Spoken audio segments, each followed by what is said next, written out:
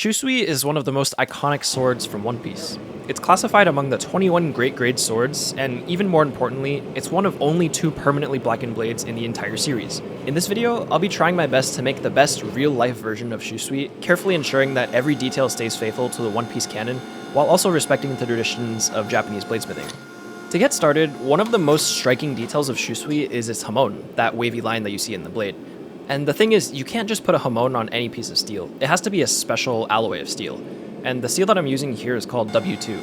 W2 is by far the best modern steel for Hamons, and it's because it has some extra vanadium, which reduces its hardenability and helps it take a Hamon a little bit better. Earlier, I took 10 small pieces of W2 and I tack welded them into this big billet right here.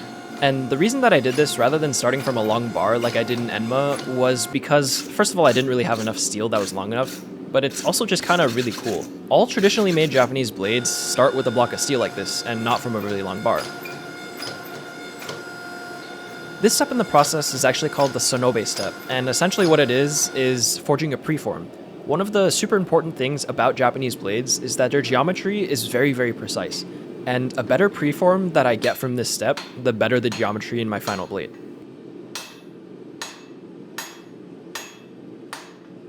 One of the annoying things about working with a forging press like this is that if you have a weld flaw, it's actually kind of hard to fix with the press. The movement that you get from the press is more of a squish, and you really need a percussive movement in order to help blast out the liquefied forge scale. Look at this massive piece of scale. Because Shusui is a black blade, one of its most important attributes is its durability. Zoro stated that even if a dinosaur stood on the other end of the sword, it wouldn't even bend a millimeter. Now, this statement from Zoro is pretty preposterous, and after doing some quick research and running some calculations, even materials like diamond or graphene are 10,000 times too weak to have that claim be true. In the One Piece world, they have something called Haki, and Haki can be used to strengthen weapons and blades. But clearly, because I'm not in the One Piece world, I don't have access to that. So the best way that I can help fulfill what Zoro claims about Shusui is not through material, but through the cross-section and geometry of the sword.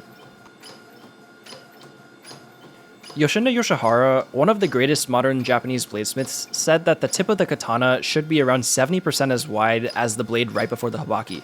This would allow the blade to have a really good level of balance when you had all the fittings on the blade. But one of the things that Zoro states is that Shusui is a really, really heavy blade.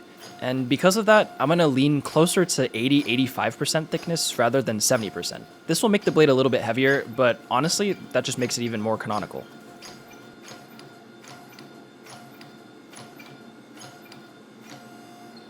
At this point in the process, the billet was getting pretty long and pretty close to its final shape, so I put some stop blocks in my press and got it to a pretty uniform thickness. I wanted to be able to hold this piece with some tongs before I did the final preforming with my hand hammer.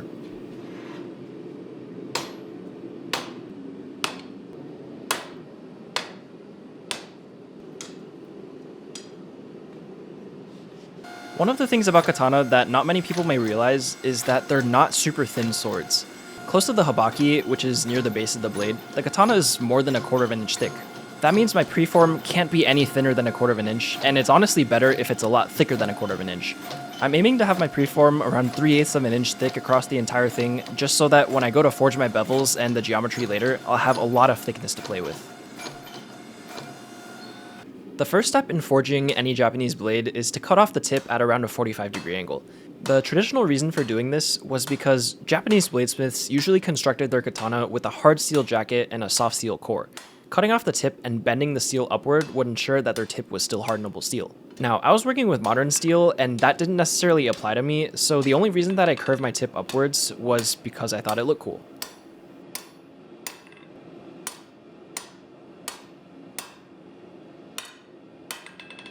With the tip bent upward, it was time to start thinking about the length of my final blade. It was impossible for me to look at the anime and figure out the length of his swords because they're basically different lengths every other frame.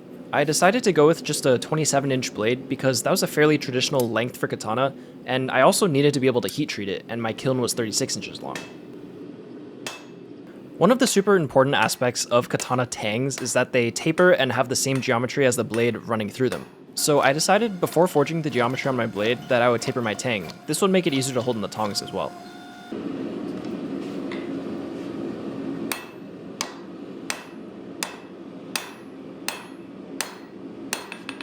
God, it's hot. Dude. Oh.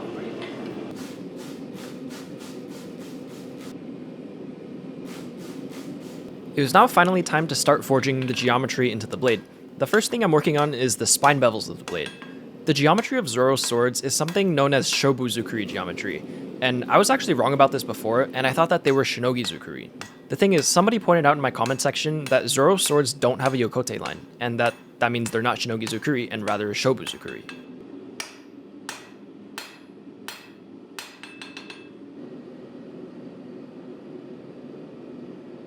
The next part of the blade that I'm going to be forging is the spine side bevels. It's really important to do these first to help set the geometry of the blade side bevels later. Once I had a good section of spine bevels forged, it was time to start moving on to the blade side bevels. And the water on the anvil is supposed to help me blast off the scale from the piece and keep my forging a little bit cleaner. Water forging like this is the traditional method for blasting scale off of your piece, but the thing is, it was my first time trying it, so it didn't work as well as I would have liked. But it still ended up working okay.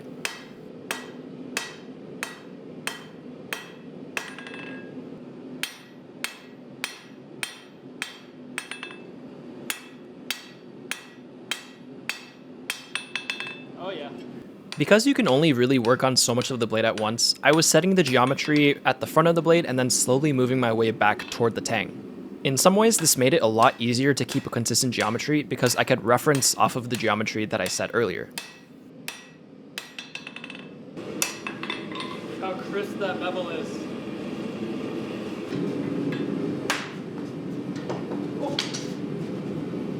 Oops. One of the comments that I get on all my Japanese blade making videos, about 100 times more common than any other comment, is related to the curve of the katana.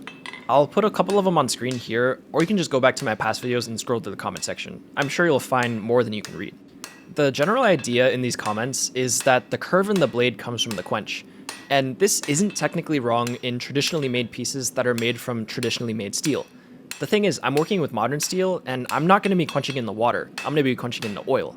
The thing is, oil quenches do the exact opposite of water quenches. They either don't affect the curve at all, or they reverse saber the blade. And I know this begs the question of why I'm quenching in oil rather than water. The thing is, the water denotation in the steel name is meant for steel a lot thicker than a blade. My steel was at most 1/4 of an inch thick, and that rating was meant for steel at least an inch thick. So if you quench W2 into water, there's actually a really good chance that you crack your steel.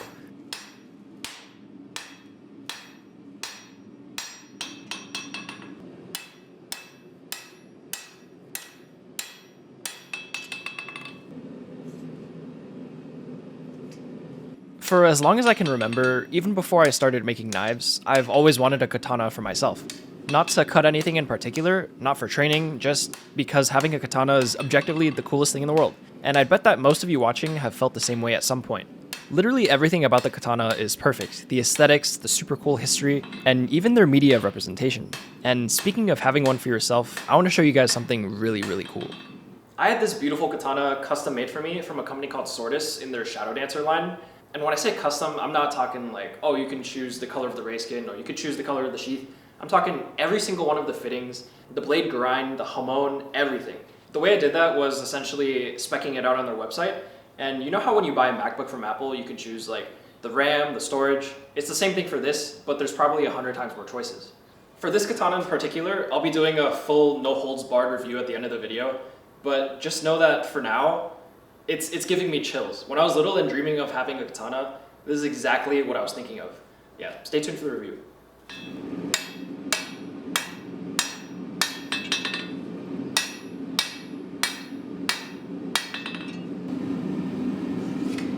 It was at this point I noticed that my blade was just a little bit too long, so after cleaning up the geometry on my spine right in front of the tang, I took it over to my hot cut hardy tool and cut off around 1/2 inch of material.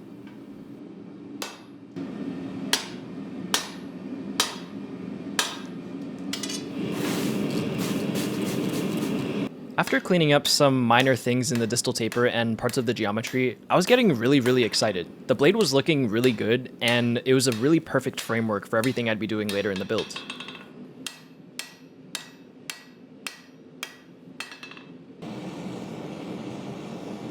One of the things that happens as a result of forging your piece is that the grain size in your steel is extremely uneven and there's a lot of stresses in the blade. So the next step after straightening and finalizing the curve in the piece was to normalize the blade. Normalizing the blade is fairly simple, but it's really important to do it accurately. What you essentially do is you heat the blade up to 3 separate temperatures and you let it cool to 700-800 degrees in between each cycle. These 3 cycles are essentially reducing the grain size in the steel, thereby making it stronger, and also reducing the stress in the steel, so that you have less chance of cracking in the quench.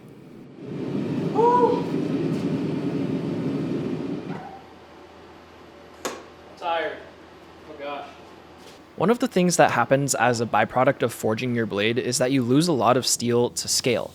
And so while the blade was heating up in the kiln for its first normalizing cycle, I just decided to sweep all of it up. And there was a lot more than I expected. All of this used to be good usable steel, but now it's just unusable. It's definitely possible to turn this back into usable steel, but you need a lot of it and a couple 100 pounds of charcoal. If you look closely at the blade while it's cooling, you'll see waves of red moving through the blade. This phenomenon is known as recoalescence, and it's actually really interesting. The quick and dirty way to explain it is that while the steel is cooling, it undergoes phase changes, and during these phase changes, the steel actually heats back up.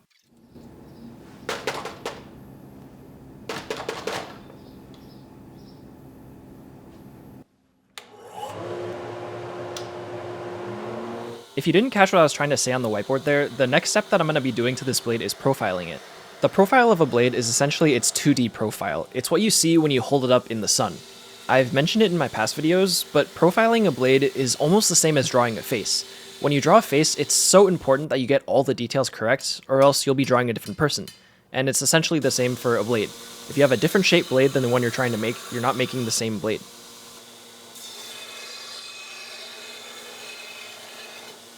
With the blade profiled, it was time to start rough grinding this piece. And on a quick side note, I know that a lot of you guys watching are looking to get into the craft of knife making. And the number one tool that you can't skimp out on is a belt grinder. They're so versatile, and getting good on a belt grinder is like the number one skill I'd recommend getting good at for aspiring knife makers. Beaumont Metalworks, the maker of my grinder, is running an insane deal right now, and you can get like $650 off a full grinder. I know how much $650 can buy you, so saving that on your grinder is definitely worth it if you're looking to set up a shop. Back to the build though, before the quench, I was aiming to have my edge at around 100 thousandths of an inch thick. This is definitely really thick considering I was going to oil and not water, but I really didn't want to risk anything. I spent so much time on the blade already, and I didn't want to go into the quench and end up with 2 smaller blades. Okay, we're about 1/8 of an inch the entire way down, a little bit less, like 100 thou. Last time I went into the quench with like a katana, I left the edge a 1/4 inch thick. I'm not going to do that again, but I think this still might be a tiny bit thick. Before moving on to claying the blade and quenching, I had to take a few precautions to ensure that the blade wouldn't crack on top of grinding it fairly thin. The first thing that I did was I left the blade at 120 grit finish rather than 36 grit. The shallower scratches would mean less stress in the quench. I also decided to break all of the hard corners with a slack belt, and this would also ensure that there was very little stress going into the quench. One of the things that I noticed when looking at the Hamon of Shusui was that the spacing of those waves was very repeating. They were all pretty much the exact same distance apart. So I took a ruler and some Sharpie and marked some lines that are around 1.5 centimeters apart. Traditionally, the clay that Japanese bladesmiths used on their blades before quench was actually fairly complicated. They used 2 types of clay, one for the edge and one for the spine. But because I don't need my steel to cool faster, I was only going to be using one kind of clay.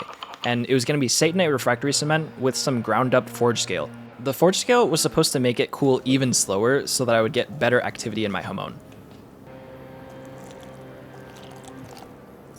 Wow, I put way too much water.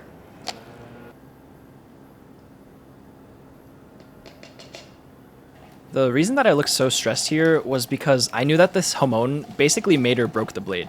In One Piece, the Hamons on all of Zoro's swords are so different and so unique that if they were changed just a little bit, you would have a different one of Zoro's swords.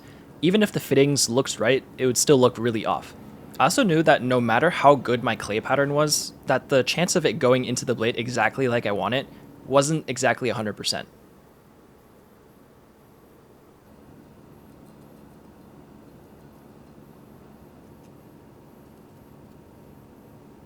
It took a long time, but I was pretty happy with how well I could get the pattern into the clay. And now it was time to just let it dry and cross my fingers and prepare for the quench. Now, the austenizing temp that I chose for this blade was 1480 degrees. Before doing this quench, I talked to a lot of knife makers on Instagram that were really good at Hamons, and they all agreed that a cooler austenizing temp was better.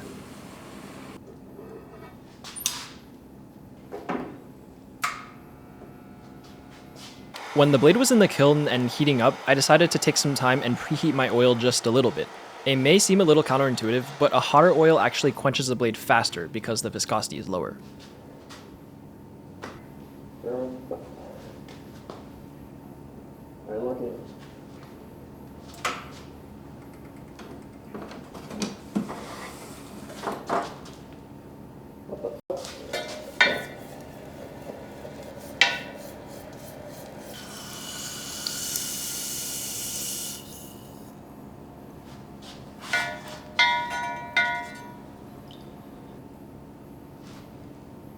Okay. I had some weird, color stuff in the center, but I think that was just scale. I think we're good for the most part. Clay stayed on, which is really good, actually.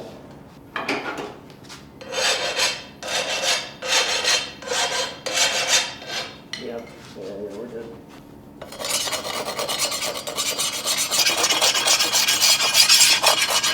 Directly out of the quench, I like to grind a little bit just so I can see if I got the Hamon that I wanted. The Hamon for Shusui is basically the centerpiece of the builds, and if it didn't look good, I would have to requench it or forge another blade.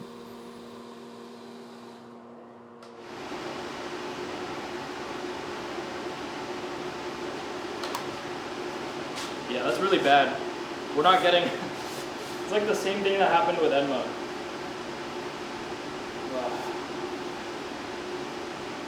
I think what I need to do for the next quench, I need to increase the temp to 1490 and leave it in for just a little bit longer. I think those dark spots that I saw that I thought was just like scale wasn't actually scale, and it was actually being too cool. All right, I need to renormalize this thing. That kind of sucks. The Hamon ended up looking entirely different than what I wanted it to be, and it was so close to the edge that there was barely any hard steel. If you look closely here, you can see how parts of the Hamon are basically touching the edge. That's a no-go for a katana, because that means if you sharpen it just a little bit, you'll have soft steel on your edge. I should be seeing like U's like this. So I renormalized the blade 3 times, and I came up with a new game plan. So rather than going higher in temperature, I need to actually go lower by 20 degrees, and I need to hold it for twice as long. I need to do much thinner clay. I was like glopping that clay on. It needs to be like half as thin. I also need to thin down my blade edge. I left it thick because I didn't want it to crack. But in exchange, I got like 0 Hamon activity, and then I gotta hope and pray. So I definitely didn't come up with all of that myself. I actually talked to 3 separate makers on Instagram, and they helped point me in the right direction. I'll put their tags on screen here if you want to check them out, but basically they all told me to go cooler in temperature and to find a way to quench the steel faster, whether it be by increasing the temperature of my oil, thinning down my blade edge, or doing the thinner clay. And so I decided to do all 3 of them. all right, let's do this thing again.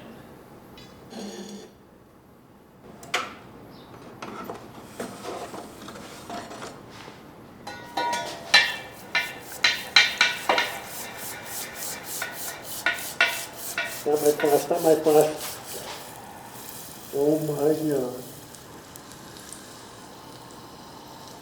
This second quench went a lot better than the first, and I didn't see any of that uneven heating on the blade, so I was pretty optimistic. The thing is that the blade warped a lot more in this quench than the other one. It also reverse sabered my blade, so it was a lot straighter than I would have liked it to be. But this was also not super bad because there's actually a technique to increase the curve in your blade after the quench, and I knew that if the Hamon was good, I'd be able to do that. All right, we got a much better Hamon. But it's not like the Shusui Hamon with all of those super sharp, like shark teeth or whatever. Right now we have something that looks like this. It's a really sick Hamon, but what I want is like this. From what I heard from the people that I was talking to, it's really hard to get exact copies of Hamons that you clay Like, you can't just draw on a Hamon and expect it to be there. There's a lot of activity in the steel that you can't predict and you can't control. Like, the blade is going to be a fully functional katana, but it's not going to be screaming like Shusui. Oh, I need to think. Alright, this video might take like 2 months to make, but that's fine. So yeah, the second quench didn't go as expected either, and I wasn't happy with the Hamon at all. The first blade that I forged was way too thin at this point, and I didn't really trust it for a third quench, so I'm completely reforging a new blade from scratch. There's actually a 1.5 to 2 week gap in between the last footage that you saw because I completely ran out of steel and I had to order more steel and wait for it to come in. And because I bought new steel and I had longer bars, I wouldn't have to forge weld a bunch of it before I could forge the blade. I could just start forging the blade from the bar stock.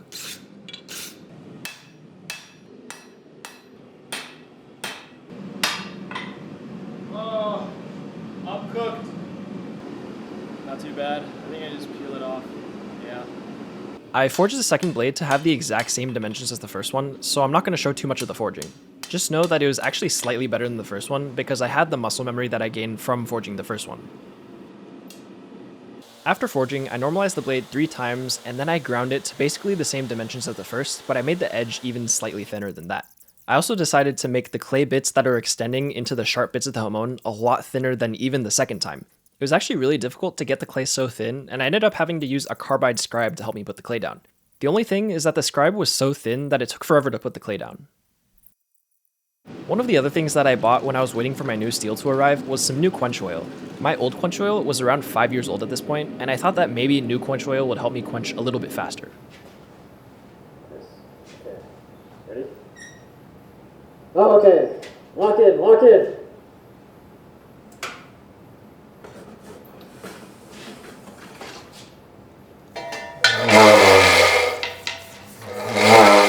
What the fuck? I think that was promising. I don't really know for sure, but...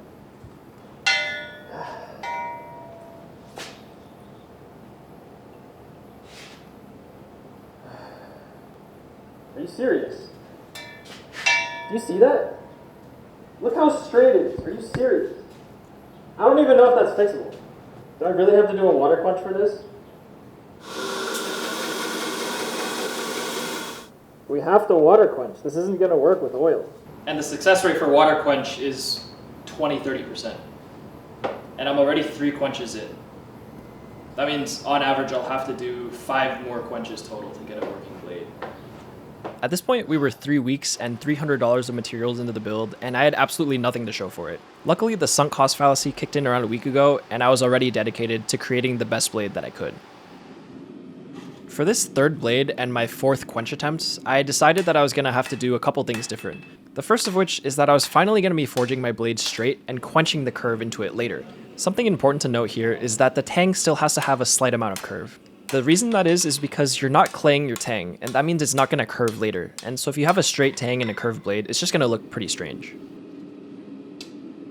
One of the logistical issues of quenching a 36-inch blade in water is that there's not a lot of things that you can hold that much water in, and so I decided to go to PetSmart and get an 80-gallon aquarium. One of the nice things about an aquarium is that they're made of glass, so you guys will be able to see everything that happens during the water quench, and it's actually really cool. One of the things that I'm doing slightly different from just a regular water quench is that I'm going to go from water into oil, also known as an interrupted quench. Supposedly it helps reduce the risk of cracking by a lot, but you never know. I'm gonna need all of you guys to cross your fingers and your toes for me real quick. There's a whole host of things that I did to help prevent this blade from cracking in this quench. The first thing was that I added salt to the water in the aquarium. This would help break the vapor jacket and help make the water a little bit less aggressive. The second thing was that I preheated my old kiln for an immediate temper right after the oil. Yes, I bought an entirely new $5,000 kiln for this quench. That's how far I was willing to go to ensure that this quench was good. The third and final thing that I did was I preheated my oil to around 200 degrees Fahrenheit. I needed it to be super hot so that it would cool the blade slowly after it got taken out of the water. I did this by heating up some old rebar in my forge and just putting it in the oil. After doing all of those things, the stage was finally set for me to do the water quench.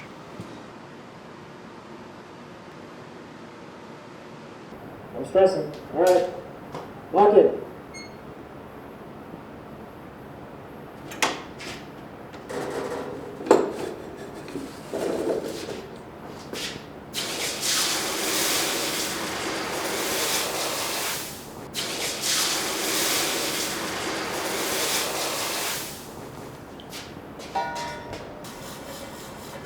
heard no cracking. I heard no cracking. I saw a lot of curve. Oh my god, what is that curve, bro? Honestly, not super worked. No cracks thus far. I'm not super sure if the Hamon is exactly what I want. That's okay. Now we go into the temper.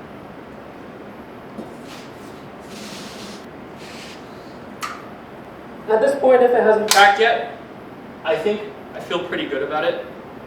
Okay, wait, I feel good about it. Oh my gosh. I didn't know how it feels like.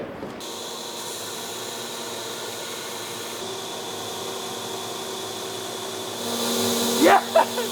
Yes! Oh my god! Oh, let's go!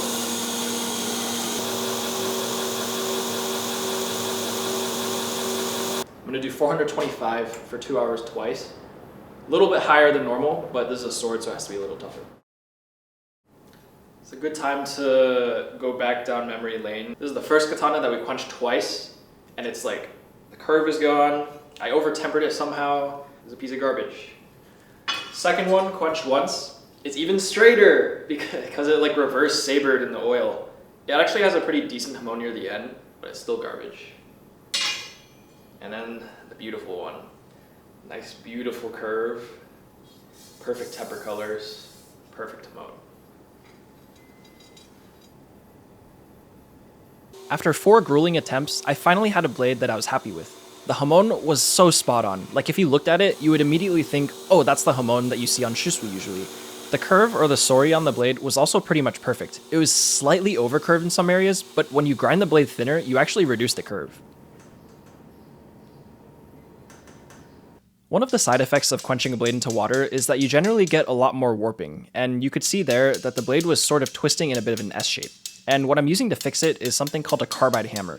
This method was introduced to me by Salem Straub a couple years ago, and basically the carbide increases the surface area on the side that you're hitting, and you curve the blade the other way. It's definitely not as fast as using heat in a 3-prong jig, but we all know what happened last time I tried to do that.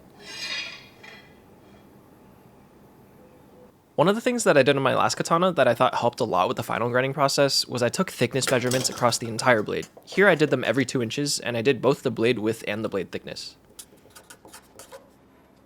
I feel like this step in the katana making process is very underrepresented in katana making media. All the YouTube documentaries that you see show them going straight from the quench into the polishing. They don't show any more material removal. Traditionally, before belt sanders were a thing, this was all done on stones. But the thing is, in the modern day, with the existence of belt grinders, there was actually a movement among traditional Japanese smiths to allow their government to allow them to use the belt sanders. They even show this process in The Art of the Japanese Sword written by Yoshino Yoshihara, and I thought it was really interesting, because it's not usually something you consider traditional.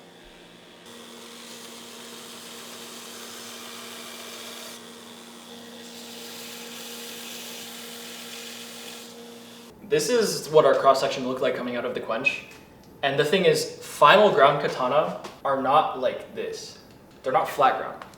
What they actually do is they do a convex like this. So this material right here doesn't get touched too much. I now had a good game plan on what I was going to do to final grind this piece, so I decided before I executed it, I was going to soften my tang. Later I was going to have to drill a hole in the tang to put the Mekugi Pin through, so I thought that I might as well get it over with here. This is why we call it bluing back the tang. I don't know about you, but that's like the bluest blue that comes to my mind when I think of blue. The stuff in this bucket is called vermiculite, and it essentially helps the tang cool super slowly, thereby helping it become really soft. I decided that a good edge thickness before I finally did the convex was around 25 thousandths of an inch. This is definitely a lot thinner than my last katana, where I went under 10 thousandths of an inch. When the whole edge was done, it was time to finally clean up the tip. It was important that I did this with the flat platen backing because the slack belt wouldn't be able to clean up lines super well. Slack belt. At first glance, doing the convex with the slack belt seemed pretty easy, but after I started doing it, I realized it was a lot more complicated than I originally thought. The flat platen with a hard backing is extremely predictable. That's because wherever you touch the belt, material would be removed. The slack belt had no backing, so a really big factor in where material was removed was how you angled the blade. And it was really important that I didn't angle it too far backward, because then I would touch that center bevel. To make sure that it didn't hit that center bevel, I actually started very aggressive in my angle, and I just brought that bevel that was created backwards until it hit the spine. I found that by using this technique, it was a lot easier to control the angle because I could slowly edge my way toward that center bevel, and I wouldn't risk grinding over it.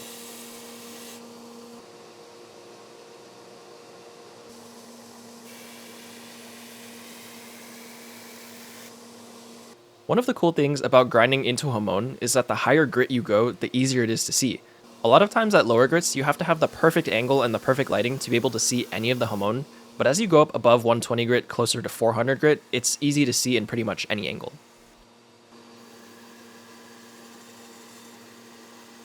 When I was happy with the convex grind, and after I polished the flats, it was time to start thinking about making the fittings for this katana.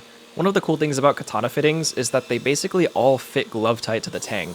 So before I started work on any of the fittings, it was important that I cleaned up the tang, brought it up the grits, and ensured that the taper was pretty consistent. The first fitting that I was going to be making was called the Habaki, and it sits right under the blade, and it's super important that the transition areas had some pretty sharp angles so the Habaki could actually grab onto something. One of the things that you noticed when looking at pictures of Shusui from the anime is that all the fittings are the exact same color. I'm pretty sure this is because they didn't have enough time to paint everything a different color and they just used a water bucket, so I decided to choose copper for the Habaki even though it was yellow. Even though it looks unassuming, the Habaki has a lot of purposes on a katana. It's one of only 2 contact points between a blade and the saya, and because it's made of a softer material, it helps absorb shock when the blade hits something pretty hard. Look at that, it's perfect. One of the annoying things that happens as you work with copper is that it work hardens really fast when you hammer it. To soften it, all you do is heat it up to a dull red and quench it in water. It's so soft that it sounds different.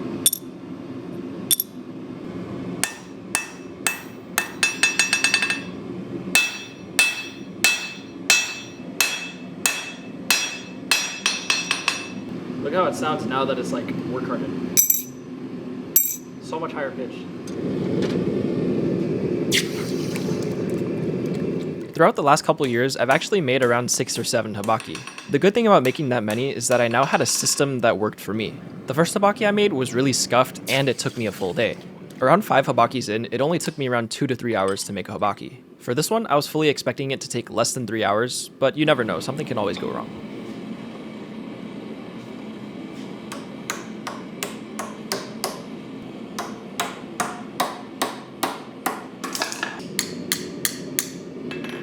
Oh, it work hardens so much when you're bending it. It's like a spring now. It's so soft now that I can bend it with my hands. Yeah. Now that I'd essentially bent it the entire way, it was time to start hammering it onto this mandrel, which is essentially just a piece of 1/4 inch stock. I found that doing this before fitting the Habaki to the blade helps with the fit up a lot. At the very top of the Habaki, there's actually a slot ground on the spine side. This is so that the Habaki can help wrap around the blade a little bit better and help absorb more shock. I used to do this with a file and it worked really well, but it would save me just a little bit of time to use the mill, so that's why I'm using it here.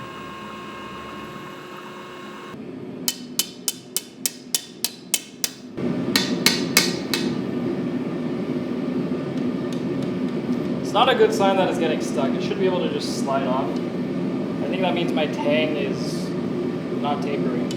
The part of the tang closest to the blade should be the thickest part, so the fact that it was not sliding off means that it wasn't, and I had to take some material off the back of the tang.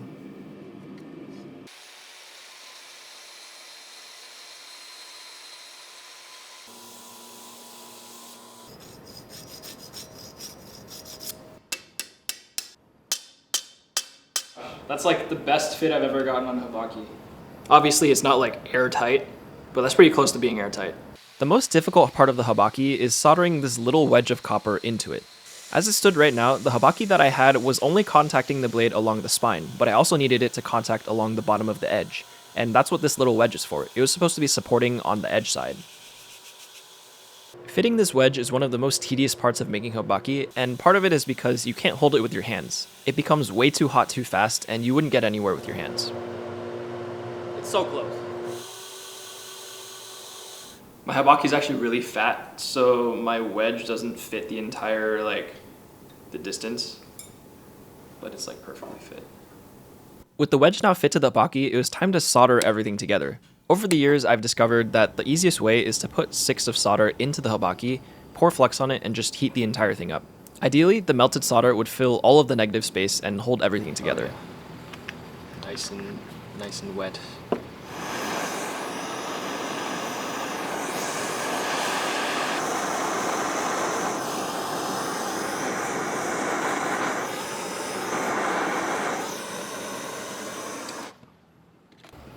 Wait, that's like actually perfect. Turns out doing something over and over again makes you better at it. My Habaki have never fit right after soldering, but I feel really good about this one. Wait, what? Wait, it fits like all the way. That's pretty damn good for no filing. Like, look at that. Now we gotta get this thing on a weight loss plan. One of the things that I didn't know about Habaki when I made Enma, the other one-piece katana I made, was that they taper really aggressively. The front of the Habaki should be basically the same height as the blade, and the back should be fairly hefty. I spent a lot of time trying to make sure that the taper was consistent and fairly aesthetic.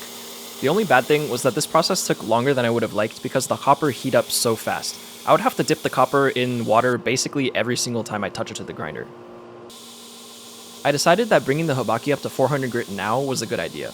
I just didn't want to have to worry about it because a lot of other fittings were dependent on the shape of the Habaki. Oops, wrong one. The next fittings on the chopping block are called the Seppa. These are essentially spacers that sit right below the Habaki and right below the guard. One of the interesting things is that they don't actually show the Seppa in the One Piece anime. It was probably a thing where they didn't have enough budget and man hours to put them on the sword, so I decided to make a pair of them anyway. The slot in the Seppa have to fit perfectly to the tang, and luckily the Habaki already has the perfect negative because it's fit around the tang, so I basically just took it and scribed a line inside it to show where I had to cut away material.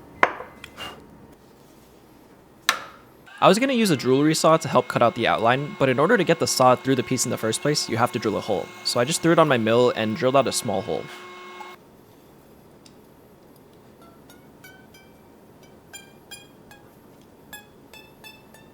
Lean it forward and cut only on the downstroke.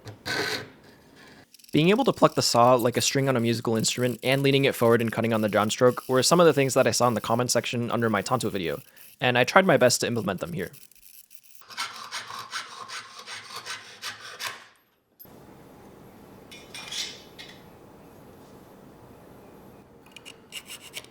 How do I get in the crack, man? When I was using the jewelry saw to cut the line, I cut slightly inside the line. This would make it so that I could file it to the perfect shape. It took a lot longer, but it would ensure that my fit was a lot better. Oh, this part always takes so long. I think we're pretty close. Alright, look at it from here. Tell me where I need to remove material. Alright, now tell me your answer because I don't know.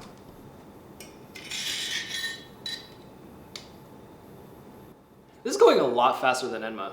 Probably because I've built like 3 Japanese blades in between. Alright, now it's time for the guard. The guard for Shusui is kind of just like a flower with 8 petals. Like you see that right there? For Enma, it was extremely thick in the anime, and I ended up making it super thick. And it looked cool, but it was like really, really heavy. It now also looks like it's 3/8 inches thick, but I think I only want to make a 1/4 inch thick. I definitely didn't have a piece of brass the correct size, so I went to my favorite metal store and I got a sheet of 1/4 inch thick brass. Alright, this piece was $105. It's pretty expensive. While I was out, I decided to also get the material for my saya and my handle. Traditionally, the wood that Japanese smiths used was very soft so that they didn't scratch the blade. I decided to go with poplar because it was fairly soft, but also not too weak. Alright, so let's get a 4-inch square. Also watch this.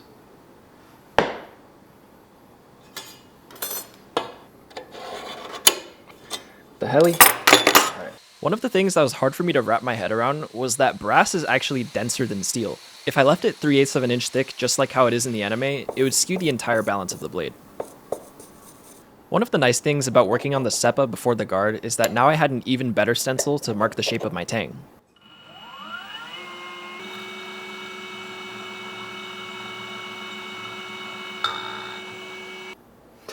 What? The original plan for carving out the slot on the guard was the jewelry saw again. The thing is, I couldn't for the life of me get the saw to cut vertically straight up and down, so I decided to just use the mill. Are you serious? I was using carbide end mills here, and I definitely had my speed way too low in that earlier clip. So after turning the speed up, it was actually pretty easy to hollow out the negative space that I needed. Look at that. I could only get so close to the line with the mill because I could only move it X and Y direction, and I couldn't actually go diagonal. So I had to spend a lot of time with hand files cleaning up the line and getting it to fit the tang. Long way to go, but I think we're actually pretty close.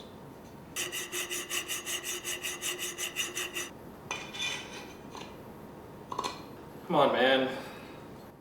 I think we're getting to the point where the shiny spots can tell me where to file. And they're like pretty big and flat, which means I think we're pretty close to being fit. So like right here and right here.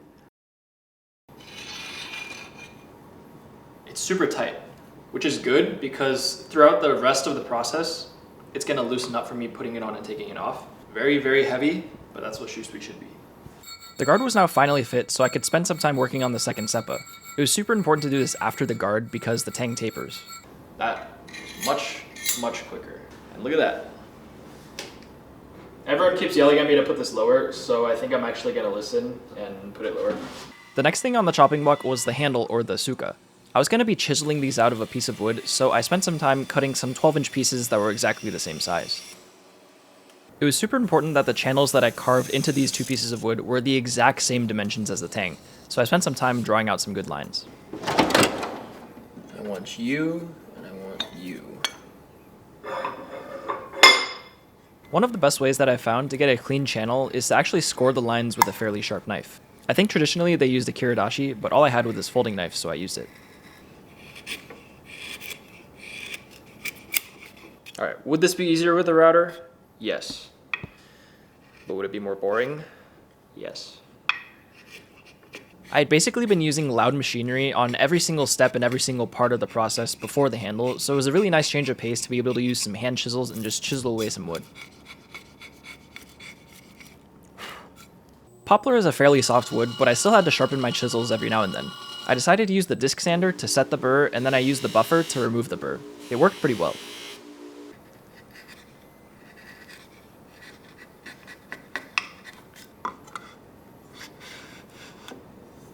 This right here is what the cross-section should be here. And I'm like not even close. All of that wood needs to be removed all the way from here until the back. Why am I making swords for Zoro when he's the minority hunter?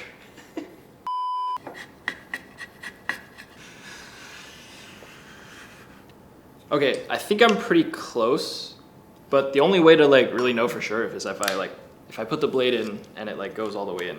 All right, let's see how far it goes in. Wait, that might be all the way in. It was time for a test fit up, and that meant putting on all the fittings and then the handle. Bottom Seppa. Yes! Ah, that's so beautiful. The Tsuka was now carved, so it was now time to start thinking about the saya. My blade, including the Habaki, was around 28 inches, so I cut myself 31 inches of material. One important thing to note when tracing the blade onto the wood was that I needed to draw this little notch near the tip. When carved out, it would act as sort of a sewage system for the saya and catch all the excess dust and oil. One of the things that I alluded to earlier when I talked about the Habaki was that the blade really only touches the saya at the very tip and through the Habaki. That means that the better tool for carving out material in the center is actually a router. The blade at its thickest was at around 310 thousandths of an inch, right along the center bevel right above the Habaki, and that means that I would go around 150 thousandths into each side of the saya. This would make it so that all I'd have to do is carve out that center channel for that bevel and it would fit perfectly. The only thing that was more difficult with the router was getting a straight line right on the border, so I left a little bit of space for me to clean up with some chisels later. If you've ever used power tools, and I know a lot of you have, you'll know that the most expensive part of the tool isn't the tool itself, but the battery. If you look closely at the battery I'm using, it isn't actually a Ryobi battery, it's one that my dad designed. It works just as well, if not better, than the name brand ones, and it's also a lot more affordable. You can also buy them straight on Amazon, which is really, really nice. There's other brand battery replacements like DeWalt and Milwaukee, so if you use tools, I highly recommend you check them out. The bulk middle section was essentially all removed, so I cleaned up the sides with some chisels, and I began working on the tip. In order to have the tip contacting the blade just how it was supposed to be, I would have to carve it out with the chisel again. Luckily, I think that this process was going to be a lot simpler than I thought it would be because the tip is a very straightforward geometry. It's also more of a pyramid rather than a prism, so it was 1/3 the volume of material that I would have to remove anywhere else.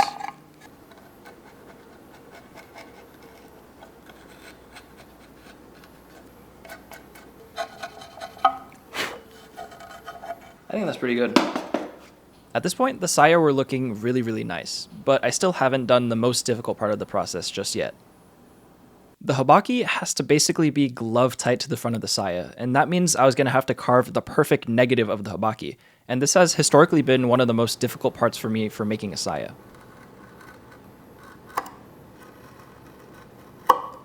The tolerances allowed for this step of the process were small enough to where I had to draw an outline with the habaki. I couldn't just take away material randomly.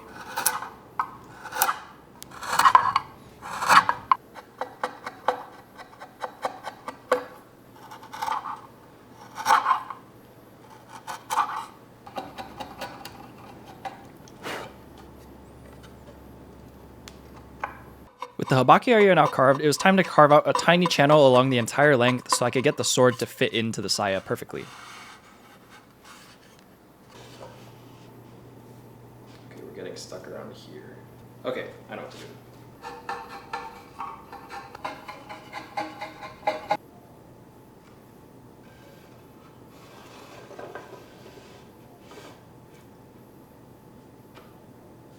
The saya was now finally carved, so it was actually a good time to glue together the handle.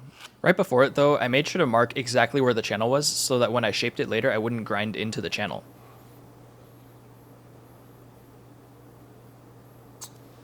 Oh wow, I put a lot of glue. Oh, this is gonna suck. I didn't want to have the excess glue run into the channel and prevent the blade from going into the handle, so what I did was I put the blade in and I decided to pull it out and wipe off the glue several times to make sure that the channel still fit the tank.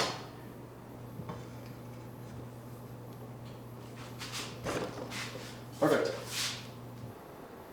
I think it's dry.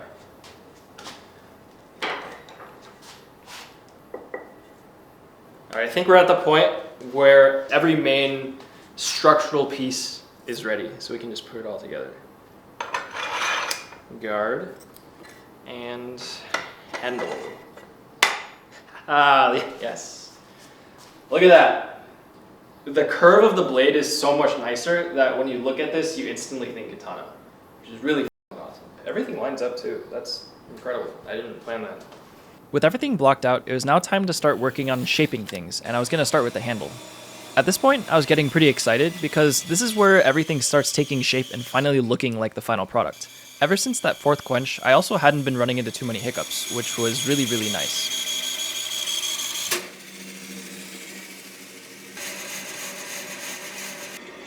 It says when blade is in motion, but as you can see, the blade isn't moving. Okay, what happened? I definitely didn't break the blade. I broke it. What? So the bandsaw blade broke and I didn't have any extra blades, so I just used my porta bandsaw to cut off the rest of the material. The thing is, I also wanted to thin down the piece by cutting slabs off the side, and I could only do that on the regular bandsaw, so I had to do something else while I waited for the new blades to arrive. And that thing is hand sanding. Eventually the blade had to be hand sanded to 600 grit before the etch, so I decided that now would be a really good time to take some time away from the power tools and just hand sand. One of the nice things about this process though was that because I wasn't doing a yokote line, I could just sand across the entire tip and into the rest of the blade. That means essentially one less section where I have to individually sand, and that helps speed things up a lot.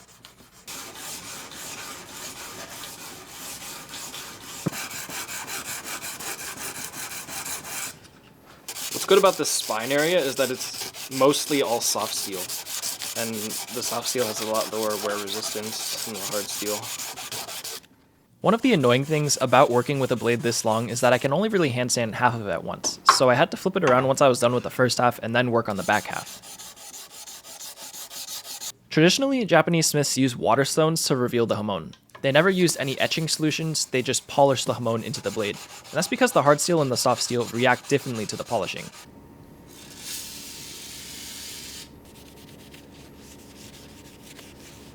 Imagine seeing this come at you. That's right, you can't see it. The plan was to get the blade to 400 grit diagonal scratches. I didn't want to go all the way up to 600 grit just yet because it was fairly early in the process, and any scratches on the 600 grit would have to be taken out again right before etch. Why is my sandpaper so erect? Oh yeah, that's so sad. Imagine being a bear, but people think you're a human in a bear suit. When the faces of the katana were at 400 grit, it was actually time to start working on the spine. Every single part of the katana geometry needs to be at the same level of polish, and it was really annoying to do this part because the blade was really hard to clamp in my hand sanding setup. Regardless though, my new bandsaw blades came in, so it's time to go back to working on the handle. The wooden part of the handle is the framework that holds a lot of the fittings on a katana together. You have the Fuchi, you have the Kashira, you have the Rayskin Wrap, you have the Ito Wrap. All of that is on the wood, so it was very important for me to get this wood to the perfect shape. Something that's fairly unintuitive when it comes to katana handles is that you have to grind the wood a lot thinner than you think it has to be. And that's because the Rayskin and the Ito Wrap all add thickness in every single direction on the handle. And that way, if you have a handle that you think feels comfortable and then you wrap it, it'll be way too thick. This meant that as I was profiling the handle and giving it its hourglass shape, I was getting uncomfortably close to the line that I marked where the channel was. Something unexpected that happened when I was grinding this handle was that my wrists actually got really sore. I think this is because I had to do a lot of up and down articulation because the handle had to be fairly round, but I don't really know for sure. It also couldn't have helped that the handle was actually really light, and that meant that it had so little inertia that all of the force had to come from my fingertips. So this is called the Fuchi. This looks pretty normal, but this right here is like, it's really strange. I know it has like a different name and it's not like a regular Kashira. This is like a lot longer. This is probably like 2 inches. This is probably normal, maybe like half an inch, but... Oh. I decided to choose brass as the material to make the Fuchi and the Kashira of because the color in the picture seemed to be pretty yellow.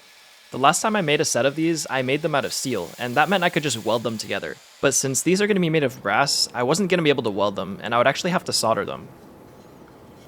The brass was actually kind of annoying to work with. It had some spring to it, so I couldn't just wrap it around the handle and then just go solder it. I had to use some pliers and carefully bend it and make sure that the radiuses matched each other.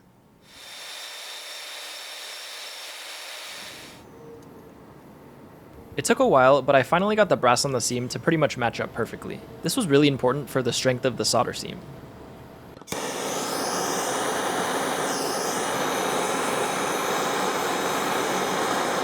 Oh!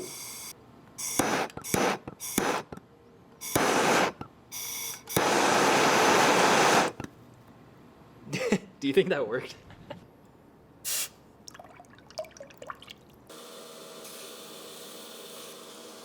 I'm not gonna lie, that's a pretty perfect soldering job for a first-time brass solderer. That was definitely a little bit scuffed, but I think I found a much better method to solder the plate onto the back of the Fuchi. The new plan was to have a ring of solder right next to the future joint, and then just heat everything up and have that solder melt into the seam. This seemed like a fairly foolproof plan, and I really couldn't think of a way that it could go wrong.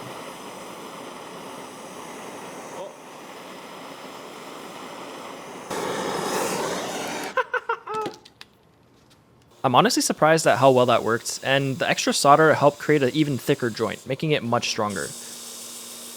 But yeah, now that it's soldered, it's time to shape the Fuchi.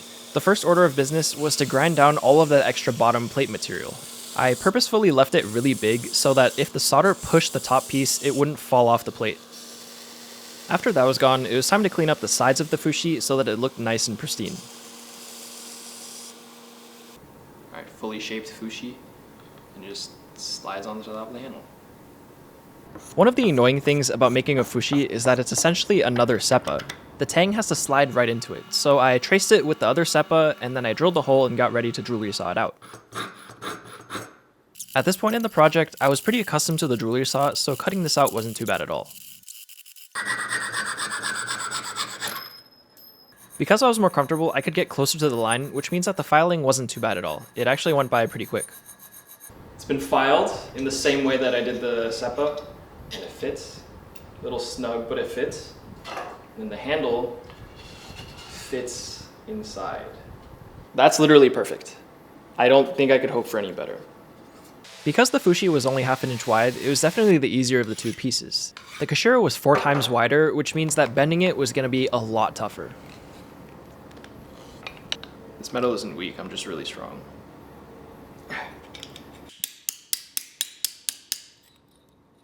That's actually working really well. It might look a little uneven, but with a little bit of grinding, I have the thickness to get it to what I need to be. With the power of editing, that didn't look like it took too long, but it actually took me around 2 hours. The skin on my right hand got really sore because my pliers didn't have the rubber coating anymore, and that means I was just touching bare metal.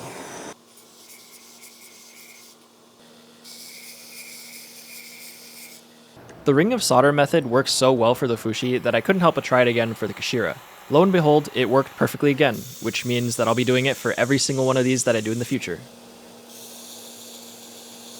The solder gave some extra thickness to the joint, so I was able to actually round out the Kashira a little bit. Alright, so rough shaped Kashira just slides right on. Aside from the other Fuchi Kashira I need to put on the actual saya, that's like all of the fittings done. And it's a little loose right now, but I'm gonna have Rayskin under it, so that'll fit on tight later. The Fuchi and the Kashira were now made and ready to be polished, so I decided it was a good time to glue together the saya. The thing is, it was really important for these to be lined up perfectly and for me to not get into the center channel. So I decided to cut out one of the sides, shape it, and then glue it. That way I knew exactly what shape the saya had to be. Seeing as we're an hour into the video, I'm assuming that everybody that watched till this point is enjoying it so far. I'm not here to tell you to like or to subscribe. I want you guys to help me get ideas for future builds. This is my second katana from One Piece, and I know that a lot of you guys are excited for this build. But that doesn't mean that there aren't series out there that I don't know of that would be really cool to build weapons from. So leave a comment if you have a good idea. I have a billion clamps on the table. Hopefully this is enough. I'm gonna put glue on the big one and put the small one on the big one and then just clamp the shit out of it. I put way too much glue again. This will go right here, and then this will go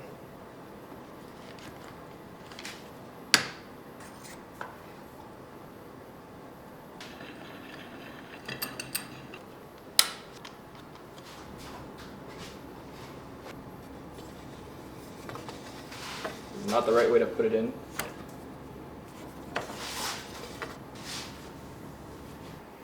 Nice. It's been like an hour and a half, which means it's safe to unclamp. It's actually safe to unclamp in like 30 minutes, I think, but 3, 11, 12, 16, 17. Okay. The test is now if this actually goes in after the glue's dried. Look at that. It's tight, but that's good. Shaping the saya was pretty much the exact same process as the handle, except it had a slightly different geometry and I could leave it just a little bit thicker. Also, because I already shaped one of the sides, all I needed to do was sand the other to meet the first side, and then I could just thin everything down. Shaping this was pretty much the same as shaping the handle, so I'm not going to show you guys too much of it, but just know that I left it really ovular and I tried to get it as thin as I could. I also spent a lot of time on the slack belt because this would help clean up any facets from the flat platen and it would help keep everything smooth. So it's not actually just the handle that has this and this, it's mirrored on the saya. You can see here, like, that isn't the habaki. That is a sleeve put on top of the saya. And then in another picture, they have another thing on the end of the saya. So I need to make basically another Fuchi and Kashira. The Fuchi on the saya will actually serve another purpose other than just ornamentation. Traditionally, katana sayas had something called a Koiguchi. The Koiguchi is basically some harder material wrapped around the lip of the saya so that the katana couldn't cut into the soft wood. Brass is a lot harder to cut than poplar, so essentially this was gonna be my Koiguchi. And because I called it the Fuchi for the saya, I had to also carve a slot so that the entire habaki could fit through. It's been 19 years, but look at this. Oh, who needs a Koiguchi when you got a metal one? Am I right? Now that all of the pieces on the katana were made and awaiting final shaping and polishing, it was time to start working on some finer ornamentation. The handles on katanas are wrapped in Rayskin, and in order to know how much I needed, I made this tape stencil. I decided to go with gray Rayskin because that was the approximate color that I saw in all of the pictures. I definitely can't guarantee that this is the correct shade of gray, but it looks close enough. Did I already get it perfect? Oh, it's actually a little small. The Rayskin actually has central nodes called emperor nodes, and these nodes have to be in the correct place. That's why, as you see here, I'm not taking the exact center of the Rayskin, and instead I'm offsetting it by quite a bit. Wow, these scissors are kind of good. Parts of the Rayskin are actually made from the same material as your teeth, so I had to use some really heavy-duty scissors meant for leather on them to actually cut it. Last time I tried using regular scissors, and they didn't do anything at all. The Rayskin just demolished them.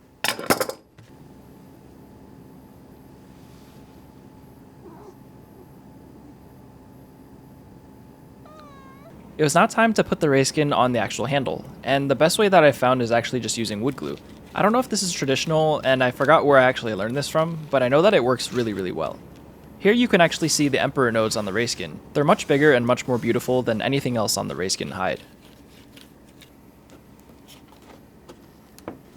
Because Rayskin is fairly soft, it's actually really important for me to wrap the entire thing in cord so that it dries in the correct spot. This is also super important because the side of the Rayskin has a seam, and it's important for that seam to be super flat. And one of the best ways to do that is to just tie the entire seam. Oh yeah. Alright, it's been a minute. Let's see how this Rayskin looks. Yeah! Jose, you want it? Whoa!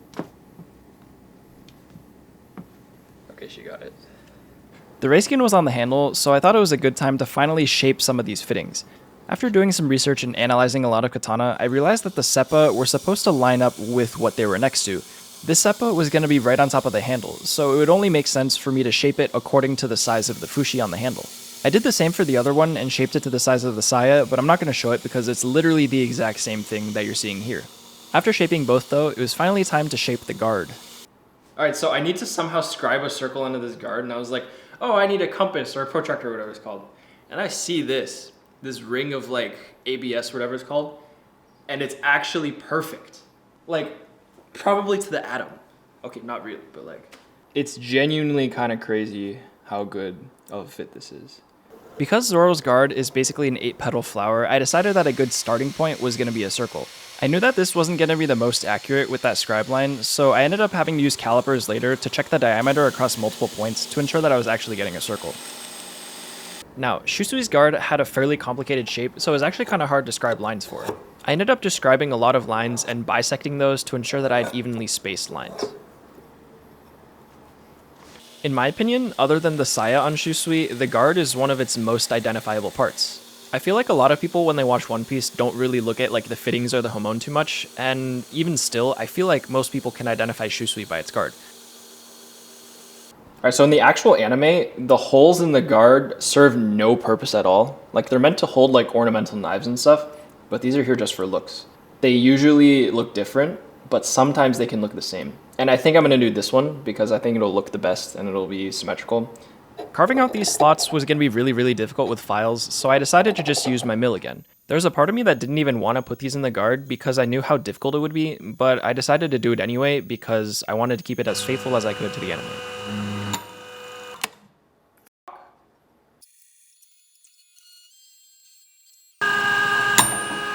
Dude, what? Someday I'll be able to mill without breaking any end mills, but that day isn't today, so I ended up breaking 2 of them just milling 1 slot. I got my speeds dialed in though, and luckily those were the only 2 bits that I broke during the milling. Oh yeah. If you look at it on this side where there's no scribe lines, it already looks pretty good. All I need to do is just clean up the lines with a file. I want to see how this looks.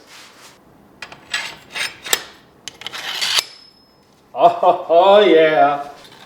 Tell me that doesn't look like the hilt for Shusui. When this thing is finished, I'm actually gonna like... So this right here doesn't really make sense. You have to have the cord tie into it somehow. So basically what I need to do, assuming that's my Kashira, I need to carve a slot right here. And then later I'll be able to do the design that's like this. I decided to use an end mill because I thought that the drill bit would wander on the curved surface of the Kashira. The thing is, this hole is generally not a circle on Kashira, it's actually like a really thin oval. So I spent some time with the chainsaw file and I made it a lot wider. I also spent this time drilling the exact same hole in the handle. If I didn't do this, the cord wouldn't be able to pass through it, rendering it entirely useless. The handle also needs to have a hole for the Mekugi Pin, so I decided to just drill it right now too. Katana aren't held together with any glue, it's just this one pin, so it needed to be perfect. This hole also had to be perfectly transferred onto the tang of the katana, so I did that with some pencil, and then I drilled it out. Yes, I'm using the end mill bit again in definitely the wrong way, but all my other drill bits were wandering, and this was the only one that actually worked. Look at that.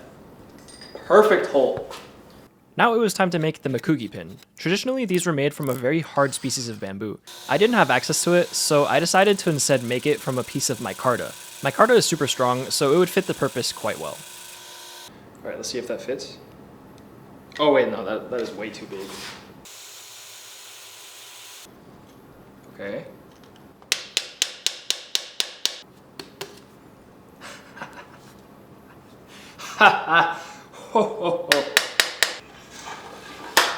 Oh yeah, just a little bit more work.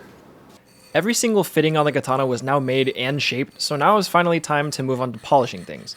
I decided to start with the most difficult one, which was the inside of the guard. I cleaned up the jaggedness with the file, and then I sanded it smooth with some sandpaper on the file. Look at that, this part's already smooth. In its entirety, Shusui has 12 separate pieces, and it was now time to start polishing each and every one of them. The first step was to clean up everything with a 120 grit belt to prepare for using my surface conditioning belts. My surface conditioning belts are really bad at removing material, so any final geometry changes that I wanted to make to these parts, I had to do on the 120 grit.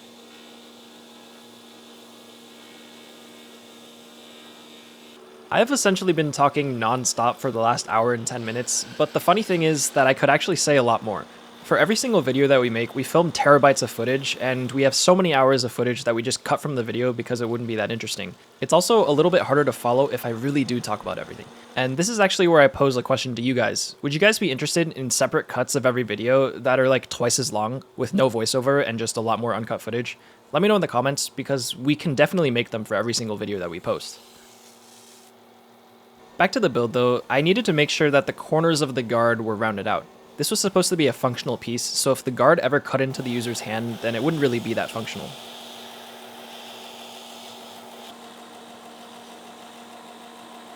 All of the fittings were made from a fairly soft metal, so that meant I could take them straight to the buffer from the surface conditioning belts. The buffer actually adds a lot of heat to these pieces, so it took longer than I expected. I had to keep dipping the pieces into my bucket of water.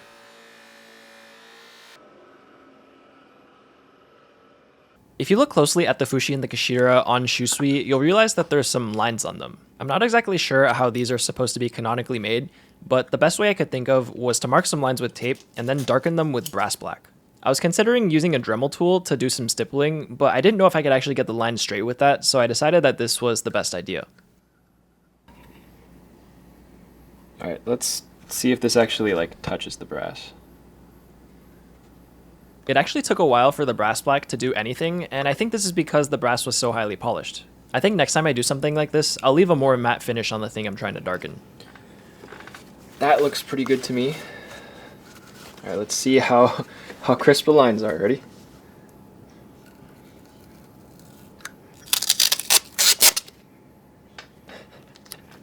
That's pretty good. There were two pieces on the katana that I needed to do this to, so I did the exact same thing to the other one, and it ended up working pretty well. The next thing, however, was the fun part, which was wrapping the handle. It may not look like it, but choosing black as the color for this Ito wrap was a really long and complicated decision. I originally tried to color match it perfectly, and I bought blue and purple Ito wrap, and I tried to dye them to the exact same color that I saw in the pictures. The thing is, even after 3 or 4 attempts, I couldn't get the color of the Ito wrap to change at all, and I wasted 2 full bottles of dye. But then I looked closer at the pictures of Shusui, and I realized that the blade was purple. Now, Shusui is supposed to be a black blade, so the fact that the blade was purple probably meant that the other colors on the katana weren't entirely accurate. I did some more digging, and I realized that all of the pictures that I had of Shusui were in the dark, and that meant that all of the colors were shifted slightly blue. So I unshifted the color of the Ito wrap, and black is what I got. There were a few things that I had to keep in mind as I did the wrap. Firstly, the knot has to alternate which cord goes over the other cord. This ensures that if a strap is cut in battle, then the handle won't unravel itself. Secondly, the diamond-shaped negative space has to be as even as possible throughout the entire wrap. This one is purely aesthetic. Finally, I had to keep everything as tight as possible so that when all is said and done, the wrap would stay tight even after extended use.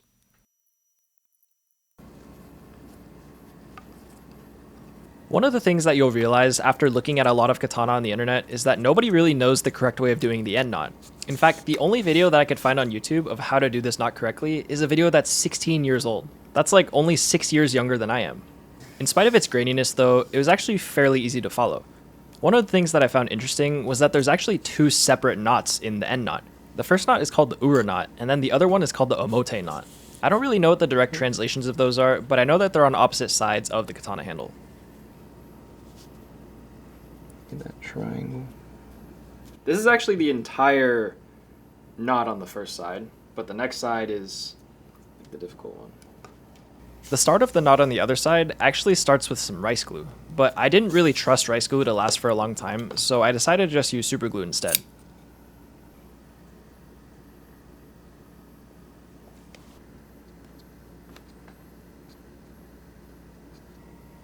Alright, I gotta get this under here.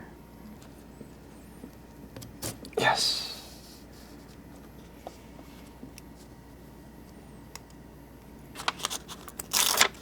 Let's make a ball of paper.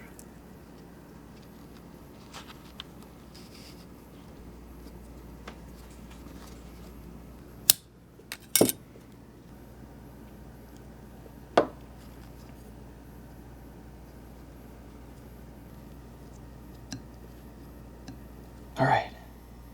I think that's it. Katana have a convex zero grind, which means that before I could actually sand it to 600 grit and prepare for etch, I actually had to take it to the 400 grit diamond stone and get it to 0. This was essentially sharpening the katana, so anything that I did after this step, I would have to be extra careful with, or else I'd accidentally cut myself. I left off with the blade having 400 grit diagonal scratches, so that meant for 600 grit I was going to have to get them parallel to the entire blade. This step didn't take too long, and I was actually rewarded when I was doing it because I could see the Hamon pop out more and more, as you can see here. Traditionally, Japanese smiths actually signed the tangs of their blade. They never put anything on the blade itself that would show that they made it. I usually put my maker's mark on the blade itself, but I decided to follow suit and put the maker's mark on the tang. This felt pretty cool because anybody that owns this sword in the future will be able to take apart the handle and know that it was made by me.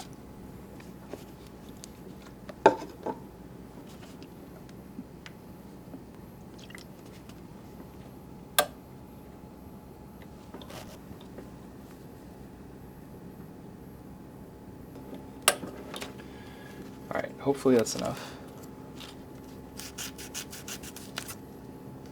I think that's pretty good. You know, that's not bad. It was now finally time to reveal the Hamon that I put into the blade many weeks ago. I was going to be etching the blade in a solution called ferric chloride, and the reason that this works is because the soft steel reacts differently to the ferric than the hard steel. Alright, let's 2-minute etch. 2-minute etch. That looks pretty insane. This is like a glimpse at what it's going to look like after the final blackening. We have a lot of like super cool Hamon activity up here that you can only really get from a water quench. Like you see those like wispiness, like it's like a soul. In between cycles, I had to rinse off all the oxides and then sand them off with 5000 grit sandpaper. This was so I could get a little bit more depth in the subsequent etches. It's like shark teeth. I didn't think that it could get pointy. And it's obviously not this good across the entire blade, but like this entire section is like the Shusui Hamon. I didn't think that was even possible. I wasn't super happy with the amount of contrast I got after the first etch, so I decided to etch a lot longer for the second cycle. Regardless though, in some lighting, the Hamon really did look insane. Alright, bit of a longer etch this time.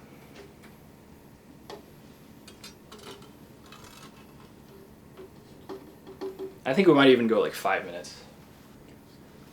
Alright. Oh my god, it's so dark. Yeah, I think 2 etches is all we need. That's actually perfect. It's so good. I'm willing to bet that a lot of you don't know how I'm going to darken the blade, and unlike Mihawk, I'm not going to use paint. I'm actually going to be using instant coffee. I'm not actually sure why this turns steel black, but it does really well.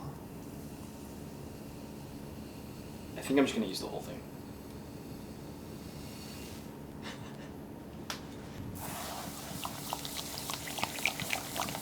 Oh my gosh, it's not even mixing. Alright, this makes 105 cups. This is 7 to 8 times richer than drinkable coffee.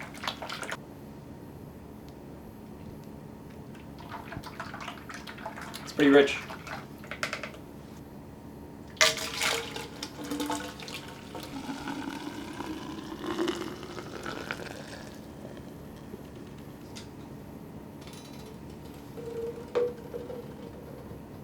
Okay, let's check in at 4 hours. I think I want to let it go a lot longer than 4 hours though, because I need it to be jet black. While the blade was darkening, it was the perfect time for me to paint the sheath. Shusui has a very interesting sheath, and it has a very unique pattern. Before I could try my hand at painting that pattern on the sheath though, I had to sand and then give the sheath its base coat. You guys absolutely tore me apart in the comment section under my last Katana video because of the painting I did on the sheath. To level up for this build, I went out and got the highest quality acrylic spray paint I could find, and later I was going to be covering this and the pattern with water-based poly. Now, doing the base coat was fairly simple, but the entire time I was thinking about how I was going to put those peace signs onto the saya. I definitely wasn't going to freehand it, so I knew that I needed a stencil of some sort.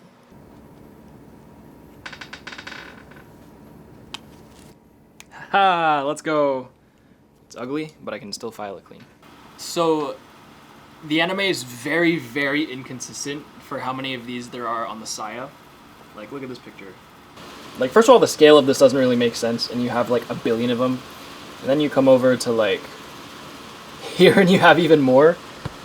After some thinking, I decided to just do 9 of them on either side, each separated by 3 inches.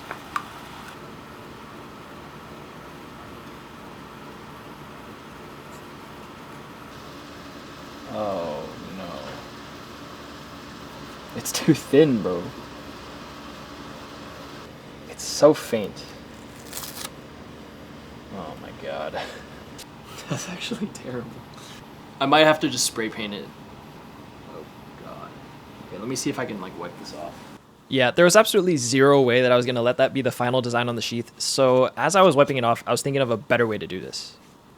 So I decided going with the spray paint idea, and I made some stencils out of paper lined with tape. The idea was that the paper could slightly conform to the shape of the saya, and that there wouldn't be any bleed through. All of that was just theoretical though, so it's time to see if it worked in practice.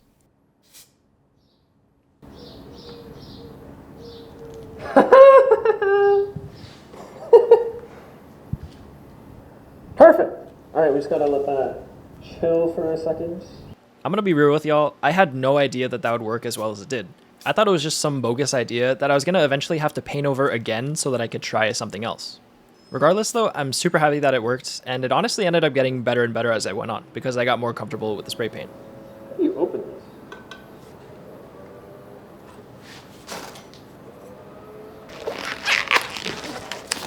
Before applying, the poly looks like milk, but it'll dry clear, according to the label.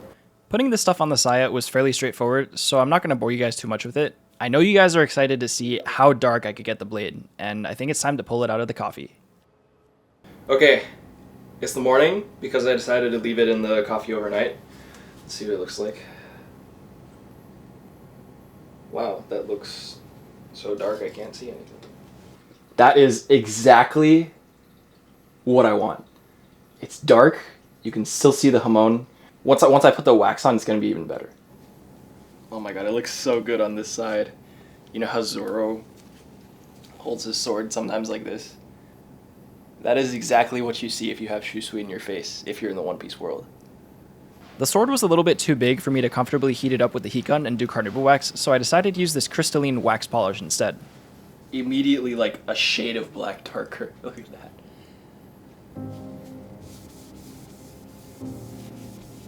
Oh yeah, buffing it makes it look so much shinier.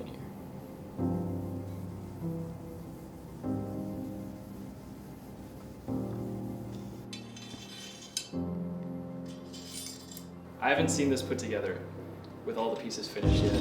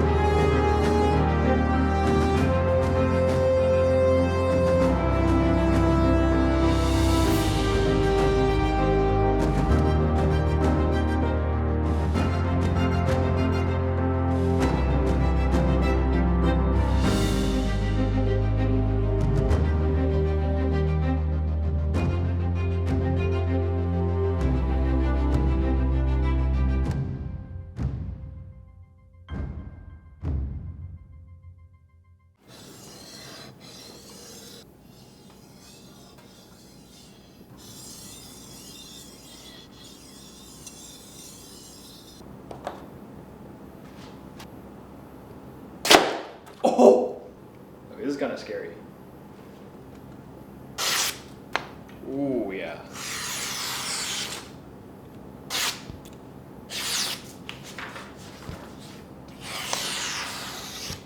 For a big blade, being that smooth is really, really good.